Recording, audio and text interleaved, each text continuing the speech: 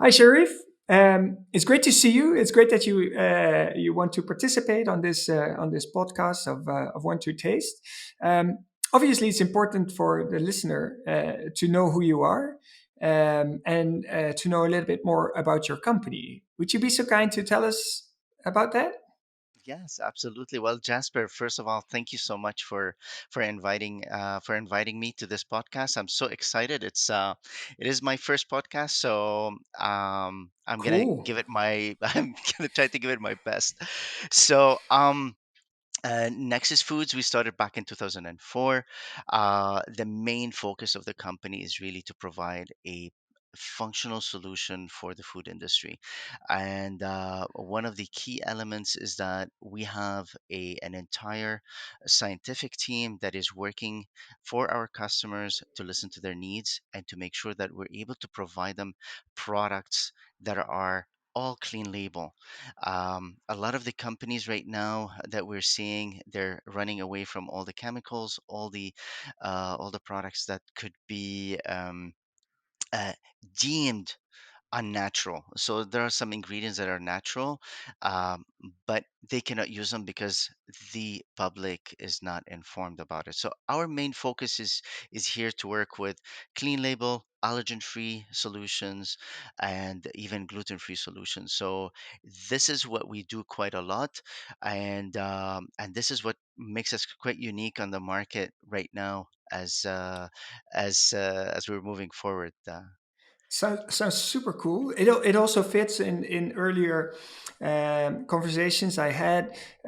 You're really tipping all the right points because it's a lot in innovation about health. It's a lot about clean label, nutritious food. So I think you're spot on with your company. But Thank at you. the same time, I think that it's not easy to run a company like yours, right? Because you have a lot of different ingredients. Um, and I think that the complexity in that sense is very high. How do you and your company, how do you actually manage and what are the major issues that you see in supply chain? Well, there are several big issues in supply chain. So what we're looking at, we have one of the things that we're seeing right now is availability of goods.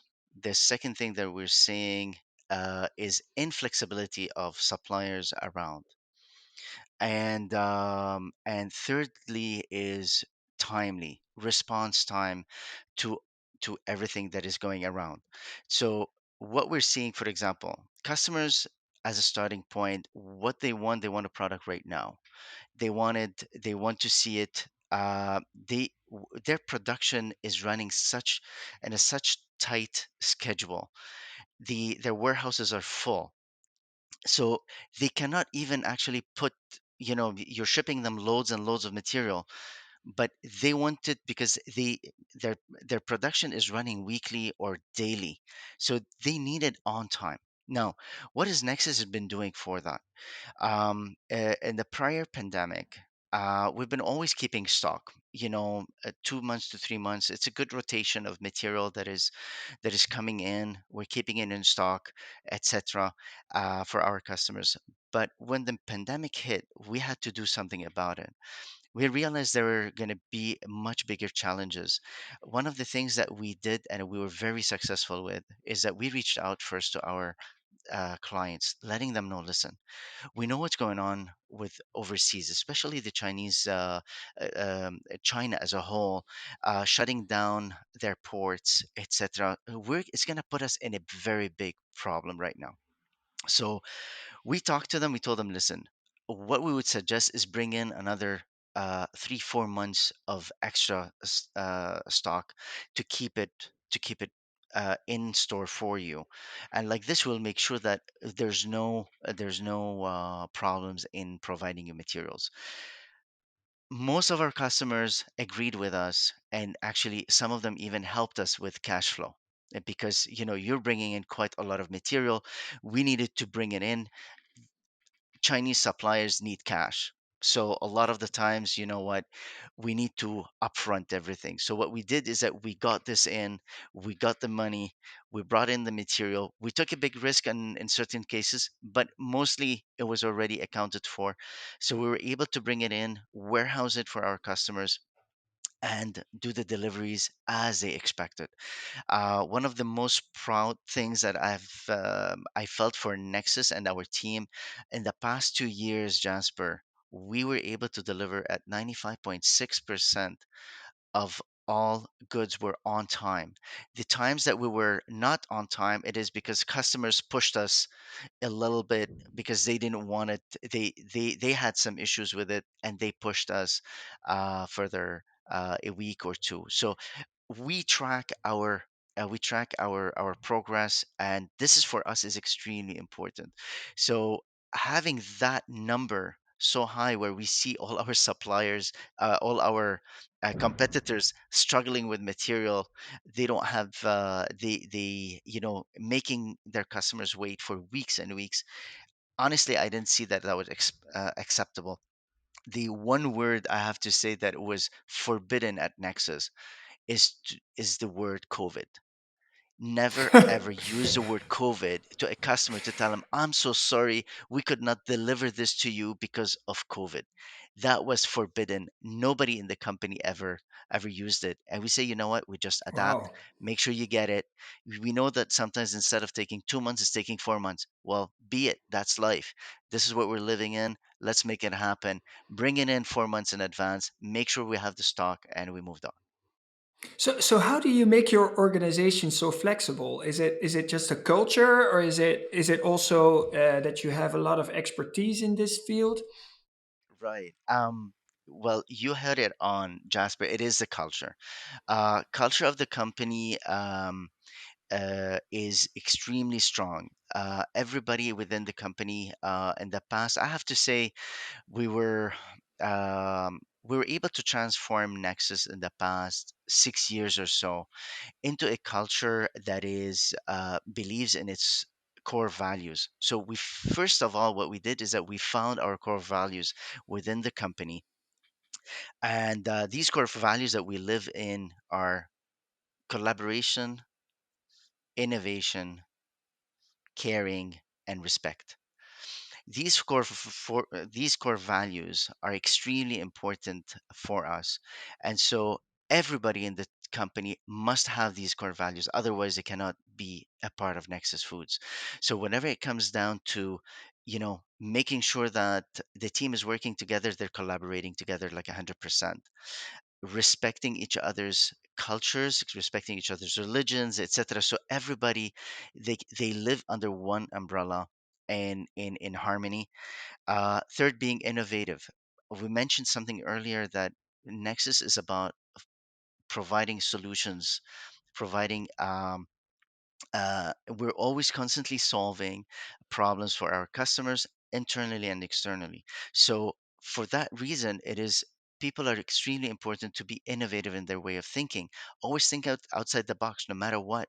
Whether you're the administrative assistant, whether you're in accounting, whether you are in sales, you're in logistics, figure it out. Let's make it happen. I'm and so and the caring, it is caring for the customer, making sure that you respond to them in a timely manner, make sure that we're there for them, and most importantly, caring for the company.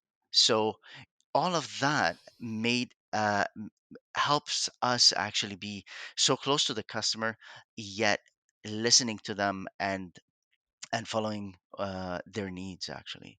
So I can imagine that if you have that kind of intimacy internally and externally, you can also head on address your problems and solve supply chain issues. Just for a little reference, how many SKUs do you keep? Well, it is. We have about between 45 to 50 SKUs that we keep constantly. Definitely, we are we keep what we try to do, Jasper, is that we try to focus on what works best for our customers, and not to bring in, 300 or 400 SKUs just to please them. Our main focus is the service of for our customers, the quality of the material, and making sure that it has a very good rotation. So the material is always fresh, is always new. So for us, this is really very important. Yeah, I think that's a very smart approach, and that might be also a key here, right? Is develop based on the functionality that you need to deliver, and try to do it with the tools that you have, right? Right, That way you reduce risks of high stocks on products that you hardly ever use. Um, right. I'm coming to an end of the conversation, Sharif, already. I would I think that when I look at what we're experiencing as one to taste is quite similar as you're describing, right? So we see that the online B2B buyer is starting to behave like a B2C buyer. We call that customerization of the B2B buyer, because they also want their goods just like shipping tomorrow. And so short lead times is definitely something that can be a factor that is distinguishing you from others. And I think it's very important also for your customers in terms of cash flow management and all those kind of things, right? No, Um, absolutely. and we do also see that when we supply partly from our own warehouse, and we supply from third parties like yours, that people are constantly aware of the complexity that is there in supplying, and it's also about management of customers in the terms of making them aware of the lead times in time. And an on time in full performance of 96%, as you were saying, is pretty amazing. So well done to you and the team. Yes, But thank you, Jasper. I hope to invite you to another podcast sometime. But it was great to have you today. Perfect. Thank you so much. The pleasure is mine, and thank you again for the invite, Jasper.